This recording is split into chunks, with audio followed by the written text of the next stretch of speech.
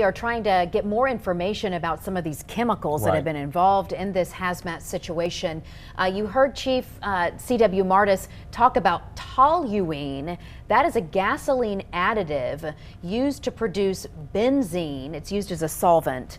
And that was the main chemical that spilled out when the load shifted in this truck. According to the chief, he said that it was actually hydrogen peroxide that spilled over, heated up, and then it breached a toluene container, and that is what caused the combustion.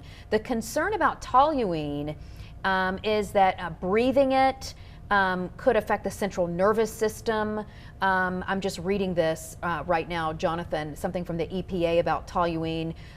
Exposure to it, inhalation, can cause all kinds of symptoms like irritation to the respiratory system, sore throat, dizziness. It's not something that you want to spend a lot of time around, and it's especially not something that hazmat crews want to leave exposed out in the environment, and that's why they're going to be doing the mitigation as soon as they can. Of course, we know about hydrogen peroxide as well, and a lot of household chemicals, ripening agents, bleach, that kind of thing. Of course, it has the same sort of irritant into the eyes of the membranes. Prolonged exposure could cause a lot of breathing, respiratory problems. We talked about, Vanessa said there was a couple of Birmingham police who were thought they might be needed to be treated for inhaling some of these chemicals. And of course, the two combined, we saw that combustion because that truck sat there for the better part of an hour without any flames. Then the smoke began, and that, as you said, is when the rupture happened. The two chemicals mixed, and then we see what happens there. So again, the wind's blowing around. That's why that radius has widened a little bit, and it's a little surprising Birmingham Southern wasn't included in that. And now we're hearing again from students calling our newsroom, at least, to say they are smelling something on campus right now, even though they're sheltering in place.